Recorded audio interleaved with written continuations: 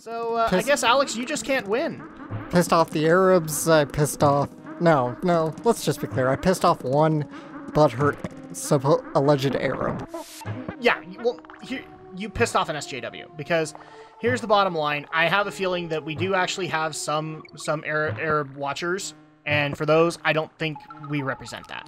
Okay, because some of them have the common sense to be able to know that, look, in some of these cases where an artist is drawing inspiration for something, they're not trying to be offensive, but they're only drawing inspiration. They're not necessarily trying to be 100% accurate about it. Mm-hmm. And here's why I believe this. So here's a story from Drak's childhood, because he's old. How old you say? I'm really old. Thanks, hun. Old enough to yell at those kids on your lawn. I would like to point out at this point that I'm the trophy husband in the relationship, by the way. So for as much as she wants to mock me that I'm old, if I'm the trophy husband, what does that say? I didn't actually say it, Alex, so don't punch me. So, back when I was growing up, one of my best friends, and even to this day is one of my best friends, is actually from India. Mm-hmm. Okay? I'm not saying I think he was born there. No, he was born here. Right. But his family was in India, so he would go back and visit. Okay. And him and me got along really, really, really well. Except we always had this one tiny issue that would come up every now and then. I'm a Final Fantasy fan. Right. And this is around the time when I became one. And if you don't know this already, a lot of the summons in a Final Fantasy game derive inspiration from lots of myths, including Arabic myth, including Greek myth, all that stuff. In particular, one of the more regular summons that you'll find in any Final Fantasy game is Shiva. Right. An ice-based summon. Except, I'm probably gonna murder this dude, and I'm not gonna say his name because I don't want to out him.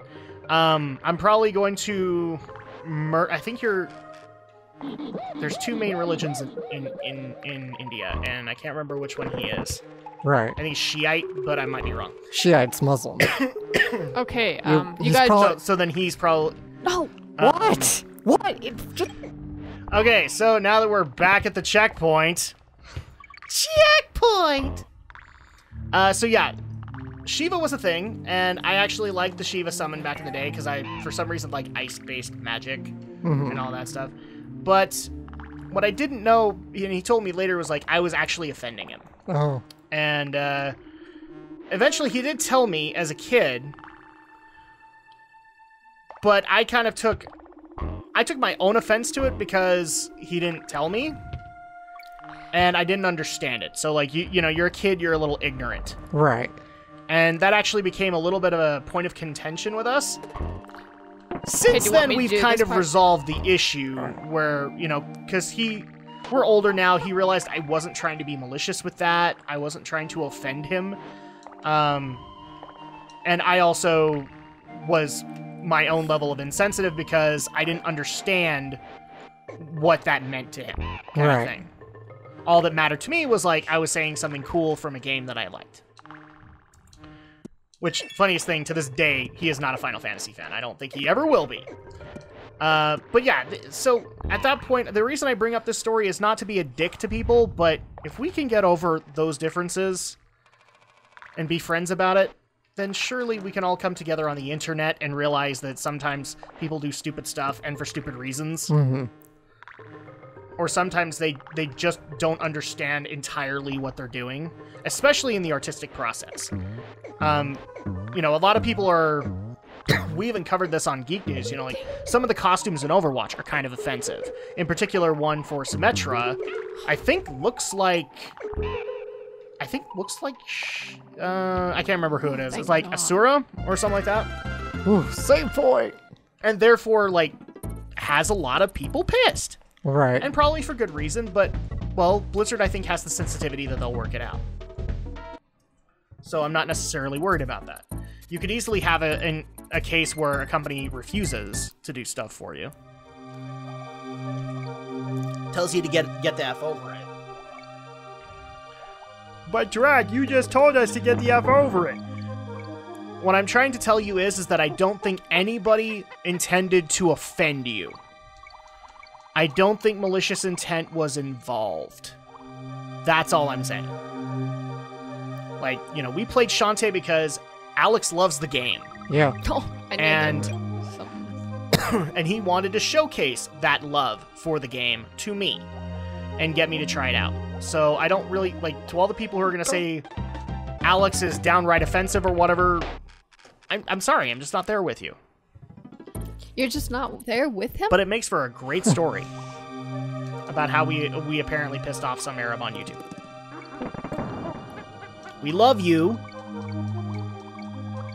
We love you dearly. We didn't mean to piss you off, but I also think that there's a little bit of a you factor in there too. That is, of course, assuming he is Arab and not just an SJW. In the case, if you're an SJW, then get down off the cross, use the wood to build a bridge, and get the fuck over it. Stop being offended on behalf of other people. Worry about yourself. No, just stop being offended, period. Because at this point, you're just... I can speak from experience. Being offended all of the time is not fun. Okay? I've been that kind of guy too. It's not a fun experience, and I don't know why anybody would wish that upon themselves or others. Let's just agree to enjoy life for what it is, and sometimes people make stupid mistakes. Like electing Donald Trump for president. That could have easily been Hillary either way, so. Cracking shadow, getting political. That's as political as it's gonna get. Yes. I'm really not going into it. I'm only bringing this up because I've seen... squids! At least Let's just be honest, Alex. The only reason we're bringing this up is because everybody else on YouTube brought it up. Yeah. In fact, I was actually gonna ask you, did you see Andre Meadows' worst of 2016 video? Yes, Andre the Black Nerd? I think so. Oh my gosh.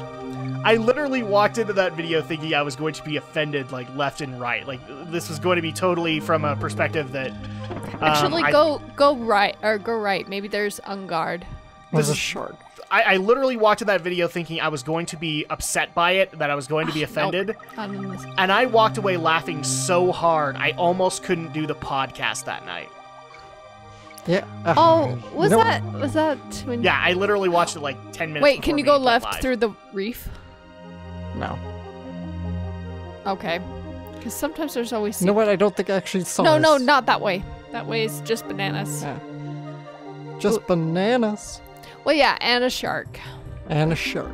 Hey, I'm gonna eat ya. We don't need a shark nana. That doesn't need to happen. There's our part right there. Enter the shark nana. Into the shark nana. The next Sci-Fi Channel original movie. I bet there is Sifi. something. The Sifi original movie? Yeah, the Sifi. The Sifi? I guess we'll not go that way. The Sifis. I refuse to call it sci-fi. I refuse. It's not sci-fi. It's Sifi now. Sifi. Yeah, it is. It's called... It's Sifi. Sifi. It's Sippy! You're right. It's a Pokemon. I need to go back. There you go. I need to go back to Moon. If you're so offended by what we did, then I guess my advice to you is don't subscribe, don't watch any more videos, because we might offend you again. And I don't want to offend you again. Drak would try not to offend you if he could. I try as best as I can, but here's the bottom line. Sometimes truth hurts. Yeah, it does.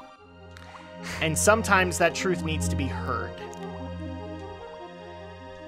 And here's the thing, when you think about that, this is coming from a former entitled brat. Yeah. A lot of people don't know that about me. I don't really broadcast it. I was just as bratty as every other SJW on YouTube, or on Twitter. Okay? So I speak not from a point of just anger. I speak from a point of experience. And I have no problem upsetting you. Because frankly, you need to be upset. You need to be upset and discomforted so much that you need to reconsider that lifestyle. So now that Drak and Shadow just got real, let's talk about some fun stuff. Oh, gosh. Well, it's like I said too, though. My weekend's been about pissing people off too. Now I'm officially I'm intrigued. Wait! What did you do to piss people off? Remember on the podcast I said I started a bunch of new anime? You're gonna have to follow it. Yeah. I started a bunch of... Go back. What? Okay. Okay. Jeez. Zip. Concentration time. Andrew keeps telling me to go back I know, and that's forth, what I'm saying. back and Yeah, forth. because you were going right when it Okay, was there we go. halfway. Checkpoint. So Checkpoint!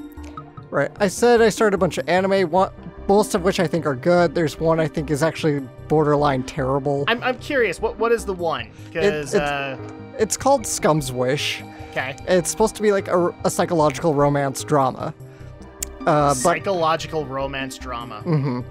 So the basic premise is these two teenagers, they're both in love with someone else, but the people they want, anyway, they can't have them basically, because those people they want are attached with someone else, more or less.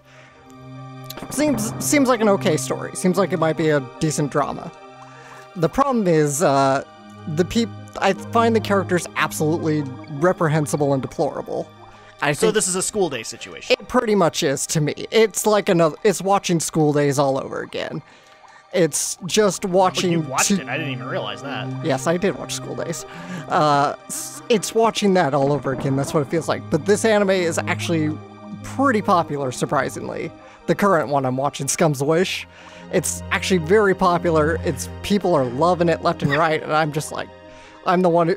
So you're being the hipster and you don't like it? Yeah, being the hipster and I don't like it. I'm the one outcast here who's like saying, this is kind of a terrible show. These characters are terrible. This premise is terrible. The subject matter's terrible. And, everybody's like, you just don't understand. I understand. That's like 80% of my problem with like The Walking Dead and Game of Thrones and all that. Like, I like Game of Thrones' premise, but I have to be honest, every single person in Game of Thrones is a horrible, horrible human being. And therefore there's nobody to get behind. There's nobody to cheer. Yeah. Kind of thing. Or even just feel sorry for. It's like, if you feel like you can't at least appreciate these characters, you can either at least kind of pity them a little and kind of hope something good will just come into their lives to sort of soothe the problem that they're having in the story, but I don't like them. I'm gonna get a little graphic here, but there's a scene that the two are together. They start getting physical with each other. Physical as in... Yeah, they're like having sex, or they're actually beating each other up? They're having sex, pretty much. Okay, alright. And the whole time the girl... Completely distracted Andrew. Yeah, the whole time the girl's just like, oh, okay, I just gotta pretend that he's the guy I want. I just gotta pretend. I mean, the guy, it seems like the guy feels the same way, but that just absolutely drives me up the wall, the idea that the girl is just saying that. Yeah, that's soap opera levels of drama right there. Yeah. Oh, all that for a banana. A bunch of bananas. A bunch of bananas. A gold banana. Okay. I'm sorry, I'll stop now. Yeah, I can already tell you, just given the description you have given me, I would not like this. Yeah. I would hate it. And I'd slog through it, and it would bother the living crap out of me. What's it called? Scum's Wish. Scum's, like SCUM? Right. Scum's Wish. Okay. There are just some things that I'm going to avoid. Oh, fucking fish! I know, Donkey Kong's hard to control in water. They're both hard to control, because one doesn't move fast enough and one moves too fast. I know, it's the curse of the Kong clan there. It's the balancing act. We've officially coined a term here on Drak and Shadow, the curse of the Kong clan. Which sounds like it would be an curse episode. of the Ku Klong clan? Oh, jeez. No, we're not going that way. No. Might be the episode title, but we're not going any further than that. Curse of the Kong Clan just seems like an episode out of that animated series. Yeah, exactly. Which one? The Donkey Kong Country animated series? The CGI one that... Oh. Was horrible. Yeah. I'm sorry, I'm not even there with the people who absolutely loved it. I hated it. hated it with a passion. I think I only saw like maybe one episode. So I saw a few because I wanted it to be good. But I'll tell you one thing that killed it for me: the musical numbers, because they always felt incredibly forced into the episode.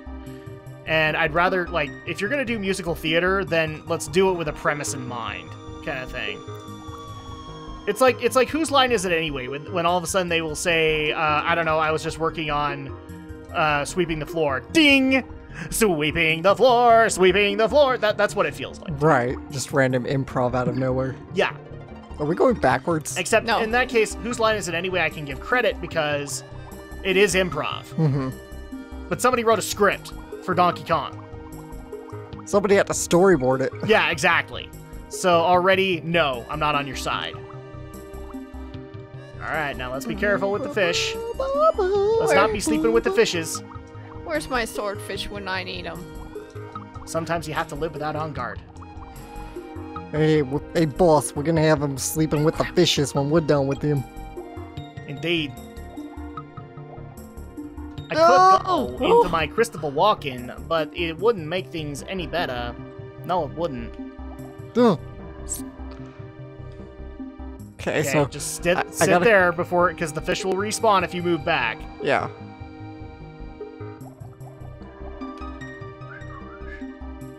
There we go. Exit. Exit. Stage right. We're almost save there. Right now. We're going to save. No, I think we can make it. I'm kidding. Oh, let's not push our luck. I will turn this car around, mister. I will turn this Let's Play around. If you could just give my brother some more screen time, fine by me. And maybe Bakura some too. Don't push your luck. What? Now that you brought that up, now I want to talk about it. So, I've discovered my most recent discovery on YouTube is censored gaming. Yeah. And they've been yeah, because I think the series is rather recent. They've been covering that was my dumb all fault. of the censoring of Yu-Gi-Oh. Yeah. Holy crap, man! Taya got a lot of censoring in the original series. Are we talking like and a lot of it is just simply like innocent stuff. Are we talking like the main series or like the season 0? No, this is like Duelist Kingdom. Okay. So they're like covering the Duelist Kingdom episodes.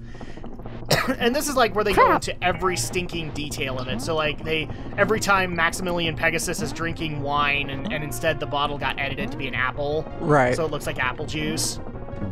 But I did not realize how raunchy they kind of built Taya's character, at least as far as like the stereotypical schoolgirl is concerned.